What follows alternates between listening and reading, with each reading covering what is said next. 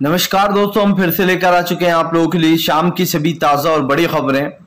फटाफट अंदाज में एक एक कर बताएंगे आपको आज देश और दुनिया से क्या बड़ी खबरें निकलकर सामने आ रही हैं। लेकिन दोस्तों उससे पहले एक नजर सुर्खियों पर। आपको बता दो दोस्तों, मुस्लिम पक्ष का बड़ा ऐलान, बोले जरूरत पड़ी तो सड़कों पर भी उतर जाएंगे। जी हाँ, अब देशव्यापी आंदोलन का ऐलान कर दिया है ज्ञानव्यापी मस्जिद को लेकर। वहीं पर अगली बिग ब्रेकिंग हम आपको बताएंगे दोस्तों, आज हाईकोर्ट सुना सकता है ज्ञानव्यापी मस्जिद में बड़ा फैसला। जी हाँ, आज होगी सुनवाई, इसके बारे में आपको बताएंगे। वहीं पर अगली बिग ब्रेकिंग में हम आपको बताएंगे राहुल गांधी का केंद्र सरकार पर बड़ा हमला, बोले श्रीलंका से भी बदतर हालात होने वाले हैं भारत के, इसके बारे में भी आपको बताएंगे। वहीं पर असदुद्दीन ओवैसी का दोस्तों बीजेपी के ऊपर बड़ा हमला, बोले देश में सांप्रदायिकता और नफरत की राजनीति चल रही है, इसलिए मस्जिदों को निशाना बनाया जा रहा है। वहीं पर अगली बड़ी खबर में हम आपको बताएंगे दोस्तों, महाराष्ट्र में लगेगा बीजेपी को बड़ा झटका। दरअसल आपको बता दें, निकाय चुनाव से पहले ही मुंडे समाज हो सकता है महाराष्ट्र में बीजेपी से अलग। वहीं पर अगली बड़ी खबर में हम आपको बताएंगे दोस्तों, ममता बनर्जी का मोहन भागवत के ऊपर बड़ा हमला, बोले बचकर रहना, मोहन भागवत आ रहे हैं बंगाल में, कहीं दंगा ना हो जाए। वहीं पर अगली बड़ी खबर में हम आपको बताएंगे दोस्तों, जी दरअसल आपको बता दें ज्ञानव्यापी मस्जिद को लेकर कई बातें निकलकर सामने आई, जहां पर बताया गया कि कैसे पुराने जमाने के फाउंटेन ऐसे ही हुआ करते थे दोस्तों, जिसको शिवलिंग बताया जा रहा है। वहीं पर अगली बड़ी खबर में हम आपको बताएंगे दोस्तों, जी दरअसल आपको बता दें हार्दिक पटेल के जाने से कांग्रेस ने कहा अच्छा है, ऐसे लोगों को हमने खुद निकाला है, गए नहीं हार्दिक छोड़कर, बल्कि हमने निकाल दिया बगावत चलते। वहीं पर अगली बड़ी खबर में हम आपको बताएंगे दोस्तों, जी दरअसल आपको बता 3 कृषि कानून को लेकर राकेश टिकैत की सरकार को चेतावनी, बोले फिर से एक बार बड़ा आंदोलन होगा, इसके बारे में भी आपको बताएंगे। वहीं पर अगली बड़ी खबर में हम आपको बताएंगे दोस्तों, प्रधानमंत्री नरेंद्र मोदी ने देश को कर दिया पूरी तरीके से बर्बाद। अभी भी आप समझिए दोस्तों, बाला ही बाला चीन के साथ चल रहा है कॉन्ट्रैक्ट, इसके बारे में भी बताएंगे।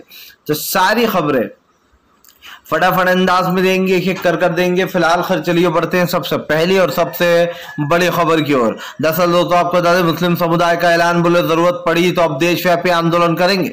दरअसल आपको बता दें दोस्तों, ज्ञानव्यापी मस्जिद को लेकर मुस्लिम समुदाय ने बड़ा ऐलान कर दिया।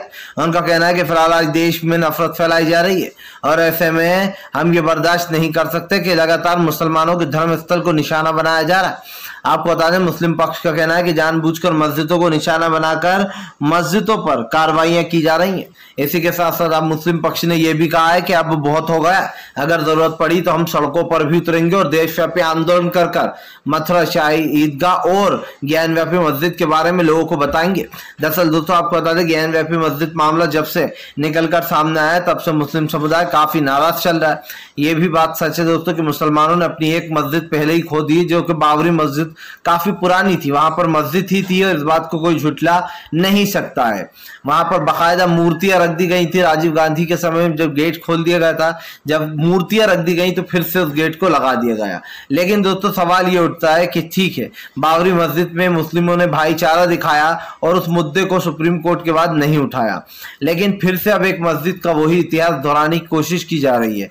तो मुस्लिम समुदाय ने ऐलान कर दिया कि अगर अब जरूरत पड़ी तो देशव्यापी आंदोलन करेंगे, जनता को बताएंगे कि कैसे सरकार जो है यहाँ पर नफरत पैदा करने वाले काम कर रही है। और दोस्तों जो अच्छा खासा एक एक्ट बना हुआ है, जो कोई भी किसी के धर्म स्थल पर नहीं जाएगा, सबसे अच्छा एक्ट है और ये सभी समाज के लिए अच्छा है, क्योंकि ना ही मुस्लिम समुदाय मंदिर में कह सकता है कि यहाँ पर हमारी मस्जिद थी, ना ही हिंदू समुदाय इसमें कह सकता है कि मस्जिद की जगह मंदिर थी। तो ये एक्ट जो था बहुत अच्छा बनाया गया था, जिसमें जो धर्म स्थल जहाँ है वो वहीं रहेगा। लेकिन आप तो समझते ही हैं कि बीजेपी के आने के बाद देश में कौन सा माहौल बना दिया गया है। नरेंद्र मोदी अच्छाई का नकाब उतार फेंके, क्योंकि उनकी असलियत जो है वो लोगों के सामने है। नाटक करना बंद कर दें उतना अच्छा होगा। चलिए बढ़ते हैं एक और अगली बिग ब्रेकिंग की तरफ। बता दो अगली जो बड़ी खबर निकल कर आ रही है, राहुल गांधी का केंद्र सरकार के ऊपर बड़ा हमला, बोले फिलहाल देश को पूरी तरीके से बर्बाद कर दिया नरेंद्र मोदी ने। आज देश में सांप्रदायिकता की एक अलग ही कलह लिखी जा रही है। राहुल गांधी ने कहा कि अगर ऐसा ही चलता रहा तो चीन जो है यहाँ पर श्रीलंका से भी बदतर हालात हो जाएंगे हमारे। राहुल गांधी ने कहा कि आज देश की हालात लगातार बिगड़ती चली जा रही है, लेकिन मोदी सरकार नफरत की राजनीति करने में लगी है। राहुल गांधी ने कहा कि प्रधानमंत्री नरेंद्र मोदी को सिर्फ नफरत दिखाई दे रही है और इसके अलावा कुछ भी नहीं। राहुल गांधी ने कहा कि प्रधानमंत्री नरेंद्र मोदी देश में फूट डालने वाले काम कर रहे हैं, ऐसे में हमें जरूरत है कि हम सड़कों पर उतरें। राहुल गांधी ने कहा कि अगर जरूरत पड़ी तो 24 घंटे सड़कों पर रहेंगे, जी हाँ, अगर जनता के लिए खड़े रहना पड़ा तो। राहुल ने यह भी कहा कि हम मानते हैं जनता के साथ हमारा कनेक्शन टूट चुका है, लेकिन वो कनेक्शन फिर से हम एक बार जोड़ लेंगे।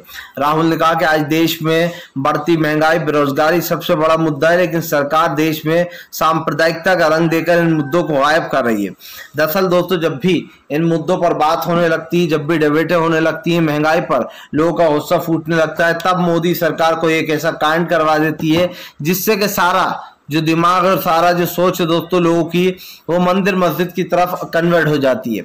और यही कारण दोस्तों जो फिर से एक बार मंदिर मस्जिद वाला मुद्दा उठाया गया, आप समझिए, फिर से एक बार मंदिर वाले मुद्दे को उजागर कर दिया गया और ये कहा गया कि भैया देखिए, ज्यादा से ज्यादा वोट दीजिए ताकि आगे भी बाबरी को भी जो यहाँ पर राम मंदिर की तरह कन्वर्ट कर दिया जाए। और ये बयान केशव मौर्य का एक बयान निकलकर सामने आया था जिसकी सबने ही आलोचना की कि फैसले से पहले ही केशव मौर्य ने कहा बधाई हो, बहुत खुशी की बात है, सच्चाई सबके सामने आ गई। आप समझिए, एक फाउंटेन फवारा निकलने से सच्चाई सबके सामने आ गई।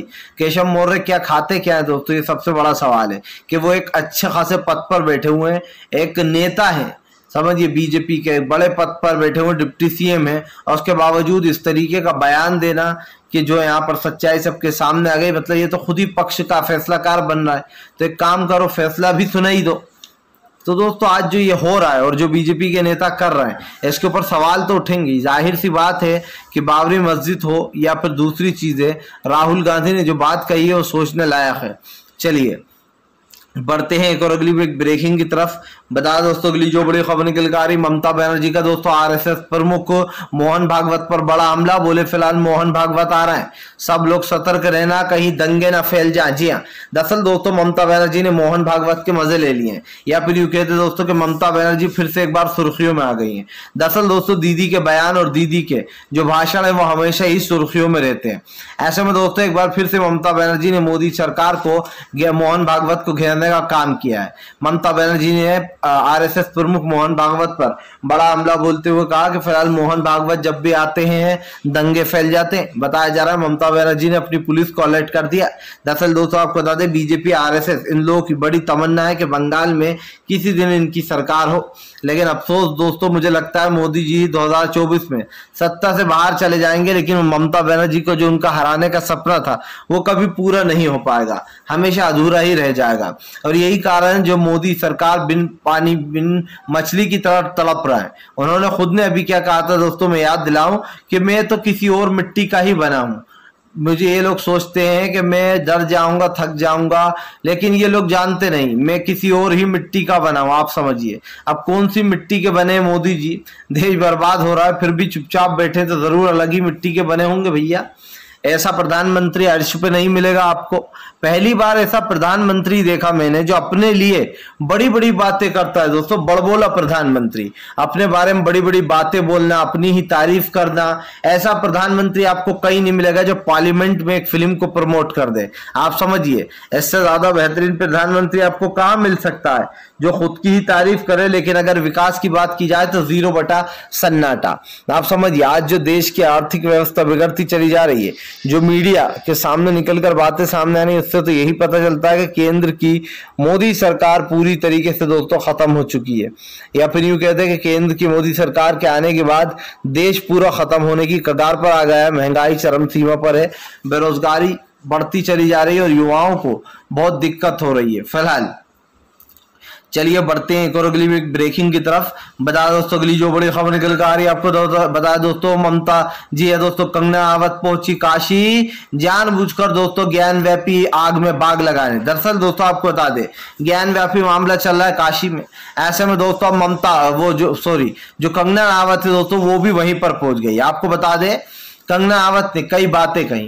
दरअसल दोस्तों कंगना राणावत बीजेपी की एजेंट मानी जाती है। जहां पर भी दोस्तों झगड़ा चल रहा होता है बीजेपी का या फिर मंदिर मस्जिद का किस्सा चल रहा होता है, वहां पर कंगना राणावत ना जाए, ऐसा कैसे हो सकता है। अब दोस्तों ज्ञान व्यापी मस्जिद का जहां पर ये सब कुछ विवाद चल रहा है, उसी नगरी में यानी कि मोदी की काशी नगरी में दोस्तों आप समझिए पहुंच चुकी है कंगना राणावत, और वो भी दर्शन करने। इससे पता चलता है दोस्तों कि कंगना राणावत बहाना लेकर मोदी सरकार को सपोर्ट करने गई हैं कि वहां पर मंदिर नहीं बल्कि मस्जिद नहीं मंदिर है। समझिए कंगना राणावत अंदर ही अंदर चाल चलती है। इससे पहले दोस्तों आपको याद हो कंगना राणावत अभी अपनी फिल्म धाकड़ का प्रमोशन करने राजस्थान गई थी, और राजस्थान में वो क्या कहकर आई थी दोस्तों, गहलोत सरकार को घेर रही थी और कहकर आई थी कि फिलहाल एक ऐसी सरकार लाओ जो कि राजस्थान में जो है यहाँ पर दंगों से आपको बचाए।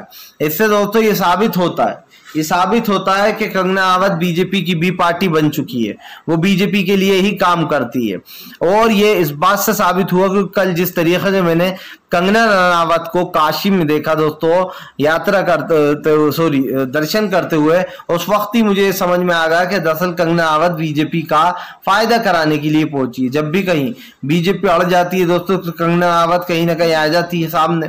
ऐसे पहले भी आपने देखा कि उत्तर प्रदेश में कंगना राणावत गई थी, और ये तो साफ ही दिखाई दे रहा है कि कंगना राणावत आखिरकार करना क्या चाह रही है। फिलहाल चलिए बढ़ते हैं एक और अगली ब्रेकिंग की तरफ। बता दोस्तों अगली जो बड़ी खबर निकल कर आ रही है आपको बता दोस्तों, प्रधानमंत्री को बड़ा झटका, आम आदमी पार्टी ने कर दिया ऐलान, एक भी घर पर नहीं चलने देंगे बुलडोजर। दरअसल दोस्तों सरकार चलाने वाली है पूरे 26,000 घरों पर जल्द ही बुलडोजर। ऐसे में दोस्तों अब आपको बता दें सरकार को घेरने के लिए आपने भी बना लिया प्लान। आपको बता दें भारतीय जनता पार्टी के खिलाफ अब सड़कों पर उतर गई है आम आदमी पार्टी। आम आदमी पार्टी ने साफ कहा है कि एक का भी घर गिरने नहीं देंगे, चाहे बीजेपी कुछ भी कर ले।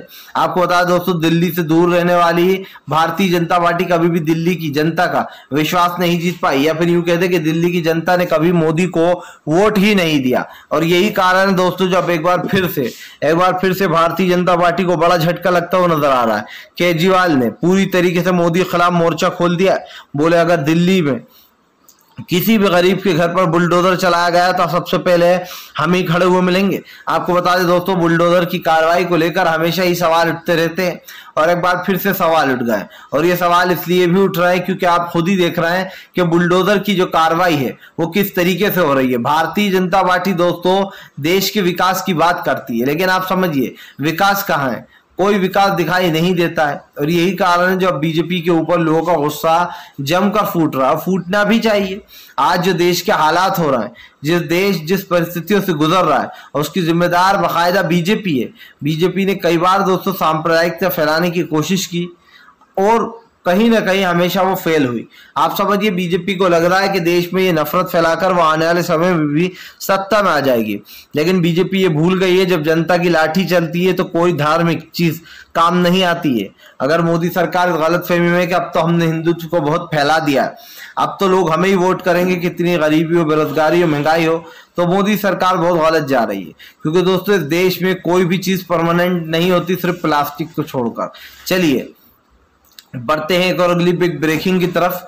बता दोस्तों अगली जो बड़ी खबर निकल कर आ रही जी, दरअसल दोस्तों आपके राजस्थान में जबरदस्त तरीके से अंदरूनी कलह मच गई है भारतीय जनता पार्टी में।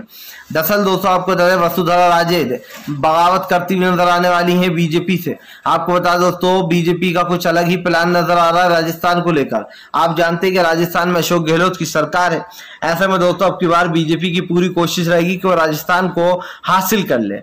और दोस्तों सचिन पायलट से ज्यादा उम्मीद करना भी बेकार, क्योंकि सचिन पायलट भी आप समझते हैं किस तरीके की राजनीति करते हैं। ऐसे में दोस्तों ये माना जा रहा है कि फिलहाल आने वाले समय में काफी कुछ बदलाव हो सकते हैं। लेकिन सबसे बड़ा सवाल ये भी उठता है दोस्तों कि राजस्थान में वसुंधरा राजे को बीजेपी सीएम के पद के चेहरे पर नहीं देखती, और यही कारण है जो वसुंधरा राजे और बीजेपी में आपस में ही भिड़ंत होने वाली है। ये हमने आपको पहले भी कहा है कि फिलहाल देश में बढ़ती जो स्थिति है दोस्तों उसमें कहीं ना कहीं मोदी सरकार का बड़ा हाथ है। राजस्थान के अलवर में जो हिंसा हुई थी उसमें भी सरकार का ही नाम सामने आया था। अब वसुंधरा राजे और पुनिया के समर्थक आपस में ही भिड़ रहे हैं, जबकि ये साफ हो गया कि फिलहाल वसुंधरा राजे को बीजेपी कतई दोस्तों सीएम का चेहरा तो नहीं बनाने वाली, ये तो साफ है। क्योंकि जहां जहां चेहरे दोस्तों हमने देखा है कि बीजेपी ने किसी एक भी महिला को सीएम मटेरियल नहीं माना है। बीजेपी जो है दोस्तों वो पूरी तरीके से ये कोशिश करती है कि वो लोगों को मैनिपुलेट कर ले, उनका दिमाग को भ्रष्ट कर दे। और अब अगला नंबर राजस्थान की ओर ही है।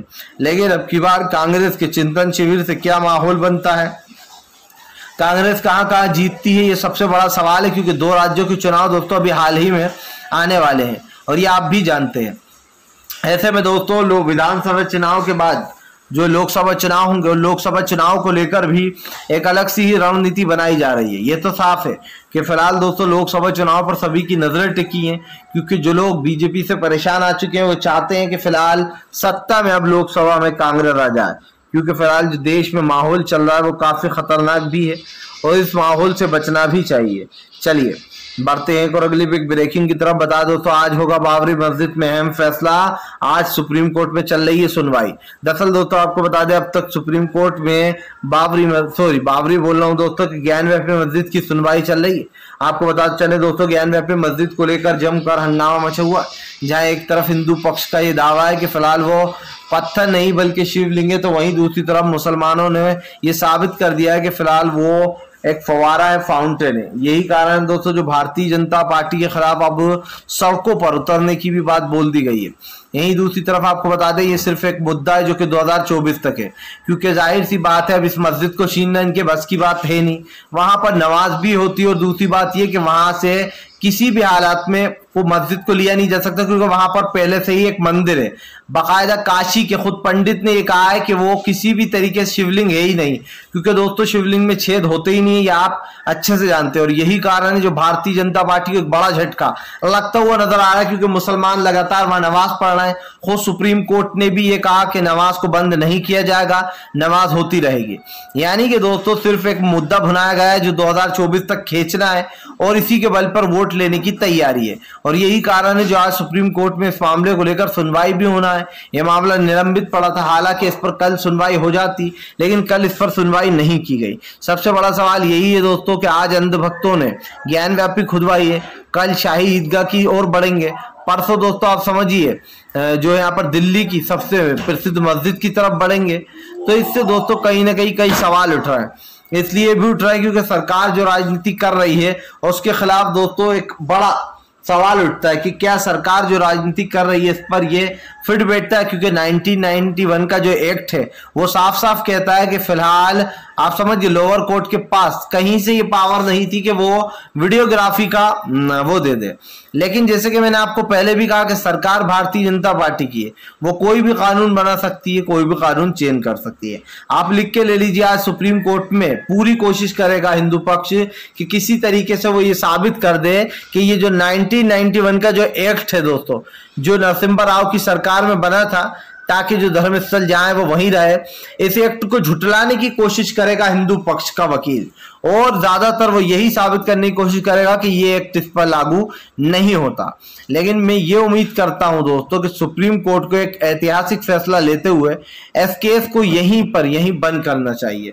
इसलिए करना चाहिए सुप्रीम कोर्ट को इस पर फटकार भी लगाना चाहिए कि फिलहाल इस चीज को भूला नहीं जा सकता कि नरसिम्हा राव के इस कानून को खुद सुप्रीम कोर्ट ने तारीफ की थी और कहा था कि यह कानून बहुत ही बेहतरीन है, इससे दंगों से बचेगा इंसान, सांप्रदायिकता से बचेगा।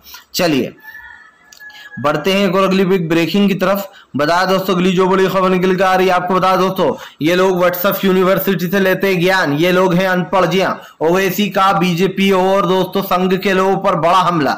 दरअसल असदुद्दीन ओवैसी का कहना है कि जिस एक्ट को ये लोग झुटलाने की बात कर रहे हैं ये सरासर गलत है। ये लोग व्हाट्सएप यूनिवर्सिटी से ज्ञान लेकर आते हैं और ये वहीं का ज्ञान लोगों को पेल रहा है। आप समझिए दोस्तों एक फाउंटेन को, एक फव्वारे को शिवलिंग बता डाला। कल को ये ताजमहल के असदुद्दीन ओवैसी ने कहा कि हर फव्वारे को, ताजमहल के हर फव्वारे को जो शिवलिंग बता देंगे। इससे बेहतर तो यही है कि ताजमहल के सारे फव्वारों को बंद कर दिया जाए। इस तरीके से ओवैसी ने कटाश कसा है। ओवैसी ने यह भी कहा कि फिलहाल मुस्लिम पक्ष की सुनवाई नहीं हो रही है। दरअसल दोस्तों हमेशा से कोर्ट पर यह आरोप लगते रहे कि मुस्लिम समुदाय की तरफ जो कोर्ट का रुख होता है दोस्तों वो बड़ा ही कड़ा रवैया होता है। यहां तक कि कोर्ट जो है दोस्तों मुसलमानों की दलीलें भी बहुत कमी से, जब फैसले की बात कर रहा हूं। ऐसे छोटी मोटी चीजों में तो हो जाता है, लेकिन मुस्लिम पक्ष का कहना है कि जब फैसले की बात होती है तो कोर्ट कहीं ना कहीं मुस्लिम समुदाय के खिलाफ ही फैसला देता है।